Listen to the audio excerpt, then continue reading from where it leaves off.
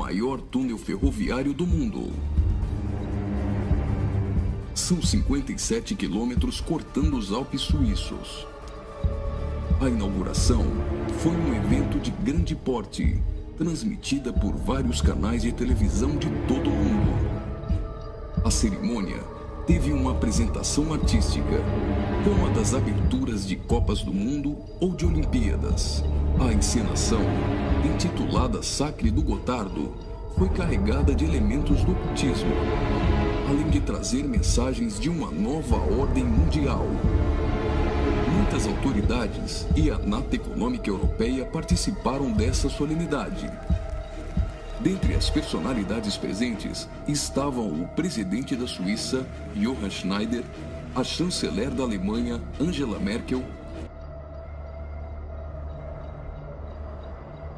o presidente da França, François Hollande, e o primeiro-ministro da Itália, Matteo Renzi. A inauguração do túnel teve ainda uma celebração ecumênica e recebeu a bênção sacerdotal de um rabino do judaísmo, de um imã do islamismo, de um padre da Igreja Católica e de uma pastora luterana. Vamos analisar alguns elementos dessa celebração bizarra, que muitos analistas chamaram de inauguração da nova ordem mundial. Na primeira parte, em ambiente fechado, a humanidade é representada por uma marcha de zumbis, pronta para receber ordens. Surge então um anjo na forma de bebê. Aparentemente, este representa Lúcifer. O anjo caído já começa a apresentar semelhanças com Baphomet, que é um dos principais símbolos de Satanás em algumas linhas de culto pagão. Observe, dentre as personalidades presentes, esse sujeito, portando um cetro e vestido com traje de algum tipo de organização ou irmandade. Ele traz um broche com a figura de um bode que deve representar também Baphomet. A cerimônia macabra evolui para a aparição de um homem-bode, representando um demônio-chefe. Esse demônio exerce autoridade e liderança sobre outros demônios que são liberados pelo mundo, representado aqui pela ferrovia. Por essa ferrovia, passam vários períodos da humanidade, revivendo alguns tipos de sociedades secretas e rituais pagãos dos celtas, da Grécia Antiga, do hinduísmo e principalmente do Egito Antigo. Observe ao fundo a figura do Sol, representando um dos principais objetos de adoração das culturas antigas. Sob a ordem do chefe, os demônios se lançam para cumprir sua missão na Terra. Aqui, vemos a representação de antigas sacerdotisas e místicos adoradores, todos sendo conduzidos pelo homem-bode. As sacerdotisas estão levando um cordeiro, como algo a ser oferecido em sacrifício.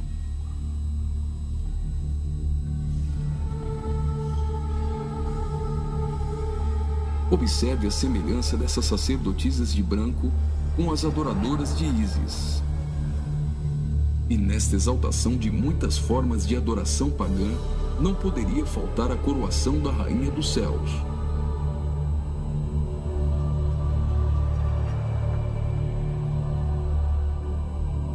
A cerimônia prossegue, agora em um ambiente externo. A parte interna exaltou a adoração pagã histórica. Na parte externa, o evento se torna uma cerimônia satânica regida pelo homem-bode. Os zumbis representam a humanidade manipulada, caminhando rumo a um futuro incerto.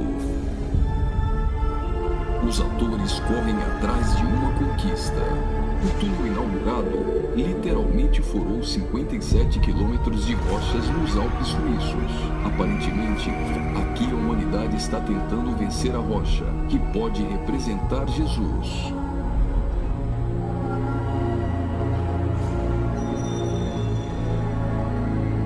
Por várias vezes, eles investem desorganizadamente contra a rocha, mas todas as tentativas são frustradas. Até o momento em que eles se unem e conseguem um importante progresso. Lembre-se que o espírito de Nimrod era unir o homem para vencer a Deus e que esse túnel é o símbolo de integração entre os povos. Observe que eles conseguem a abertura de um portal. A representação desse portal lembra o CERN.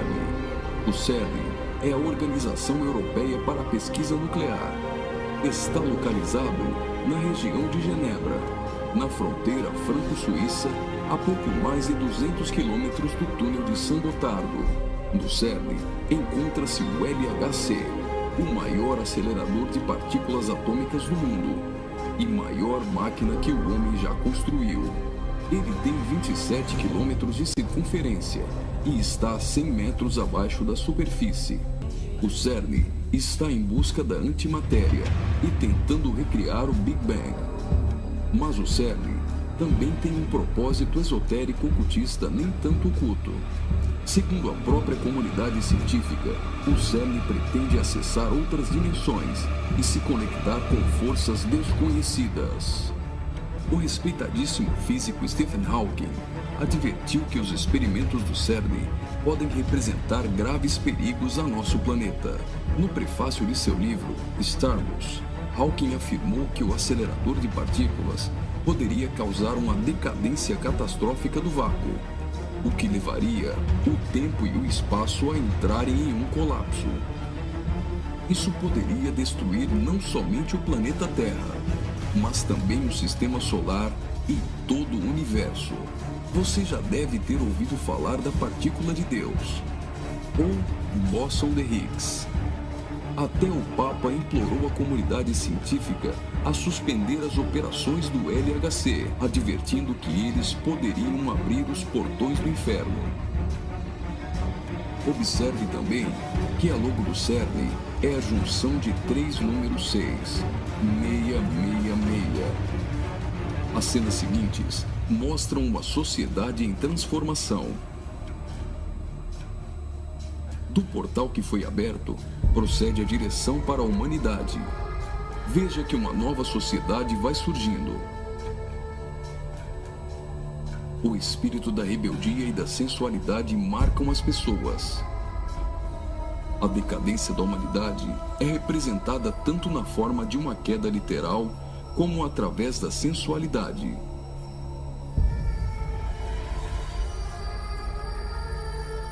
Do portal surge um corpo nu, e logo as pessoas ficam endemoniadas.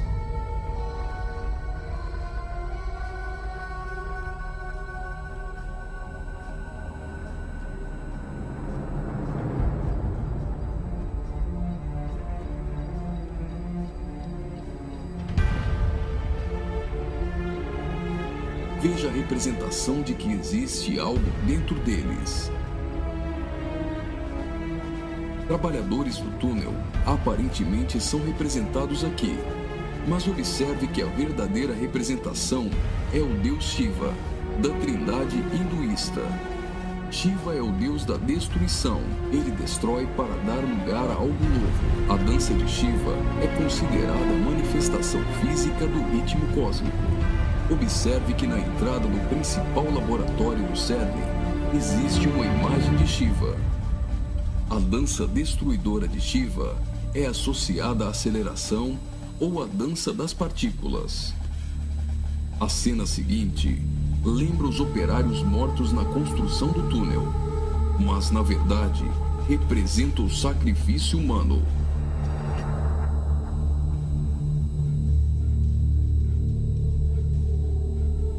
Veja que os corpos são lançados para dentro do abismo.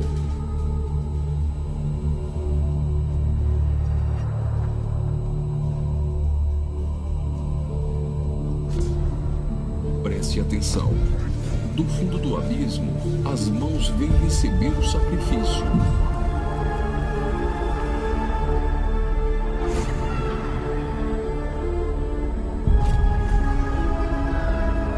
A morte dos trabalhadores dá lugar a 3 almas que sobem do abismo.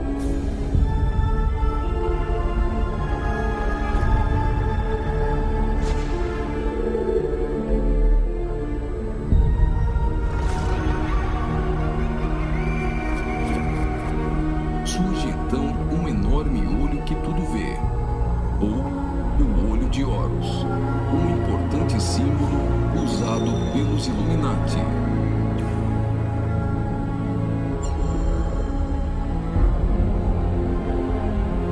Agora, o Homem-Bode passa a ter um papel ainda mais importante na cerimônia, e as representações do livro de Apocalipse vão ficando mais evidentes.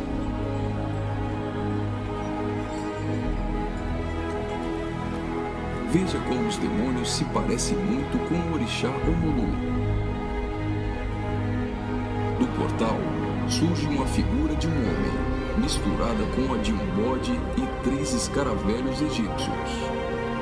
O escaravelho simboliza o deus Kepri, o deus do sol nascente.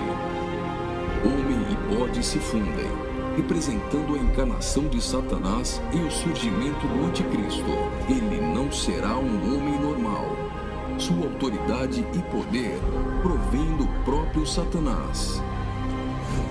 Uma personagem, aparentemente representando a deusa Ísis, surge para ungir o homem-bode, que é a própria besta. Como a cerimônia de coroação de um rei, a besta é ungida governante sobre todo mundo. Observe novamente que os demônios lembram muito o orixá Omulu. Após receber o manto do espírito feminino de Ísis, a besta manifesta atitudes homossexuais. Ungido governante do mundo, a besta demonstra sua fúria contra todos e agita seus demônios.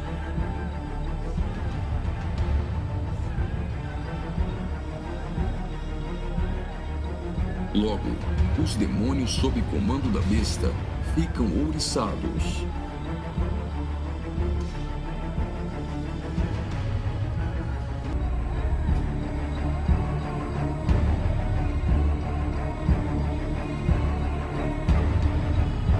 Assim como está escrito em Apocalipse, a besta passa a ser adorada pelos homens e pelos demônios.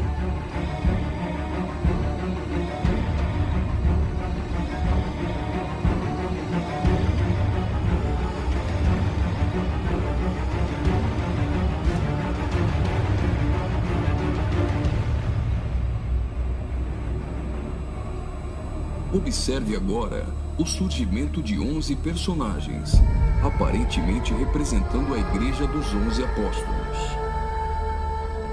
A besta terá autoridade para perseguir a Igreja e para matar os que não lhe adorarem.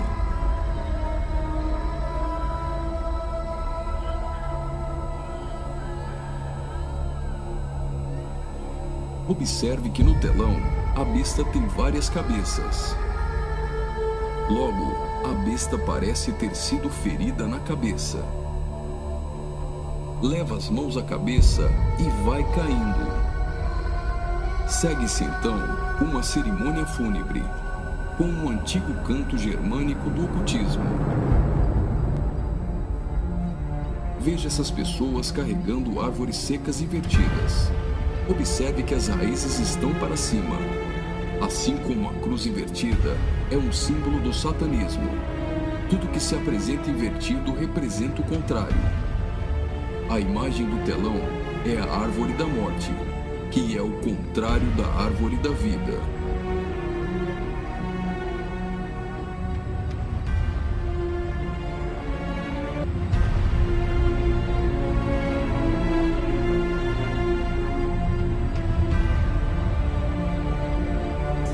A tecnologia é mostrada como um instrumento para manipular o homem. O avanço da ciência nos últimos dias foi profetizado por Daniel. Observe agora a semelhança da imagem no telão com a Pokébola do game Pokémon GO.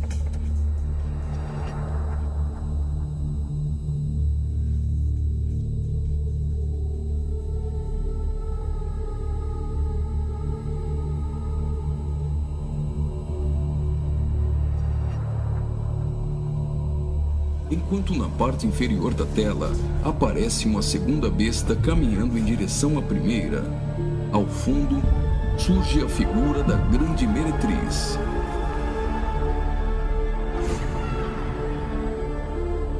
Observe que a segunda besta ressuscita a primeira.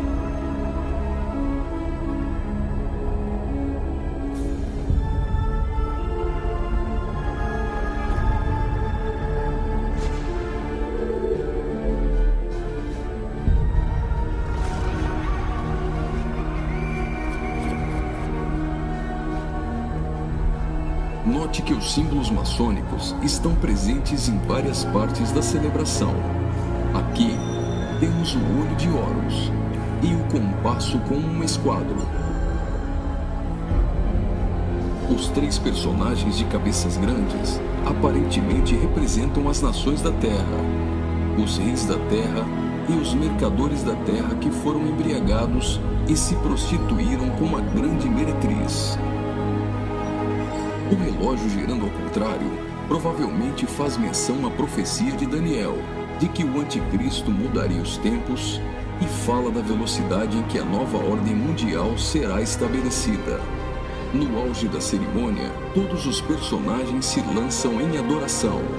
Mas afinal, o que eles estão adorando?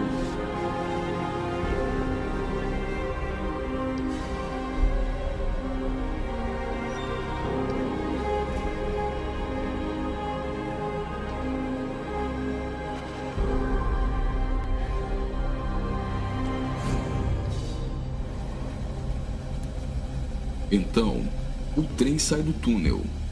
Mas certamente eles não estão adorando um trem. Eles adoram aquele a quem pensam que venceu a rocha. Eles adoram o grande dragão, a antiga serpente, que se chama Diabo e Satanás, o sedutor de todo mundo. Pensam que Satanás venceu a Cristo. A celebração é como se fosse uma grande vitória, como a consumação de uma enorme conquista.